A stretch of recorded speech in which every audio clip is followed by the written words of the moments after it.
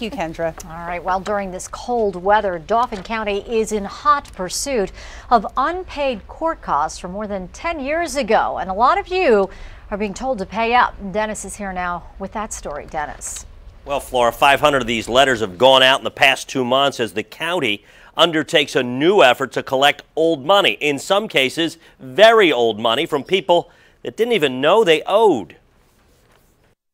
George Facer doesn't dispute that he got a speeding ticket in Hummelstown in 2002, appealed it, ultimately lost in Dauphin County Court in 2003.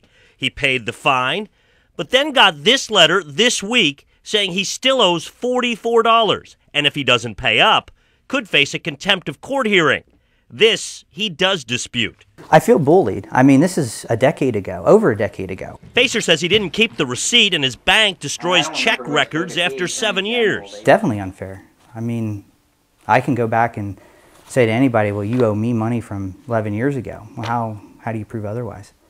Unless you have those records. My staff has gone out to every docket that's out there that still owes money. Chad Libby runs Dauphin County Probation and Parole. He says there's $29 million in outstanding court costs dating to 2000, and his team is now going after it. He said it's likely Facer paid the penalties associated with speeding, but not the $44 court fee for filing an appeal. Do you think this is fair to come back, 10 or this many years later and say, hey, by the way, you owe us $44?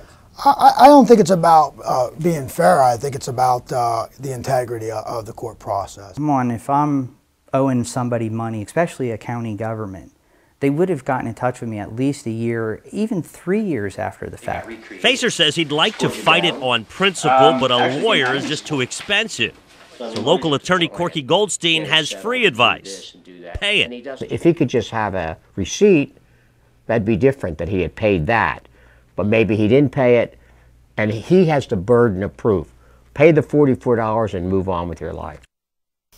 Now, Facer insists he paid the full amount, and when the county switched from paper records to computers, something got lost in translation. Now, while Corky advises him to pay the $44, one could also argue, is the county really going to schedule a contempt hearing with a judge and administrators to collect $44? Val, back to you. Yeah, you never know.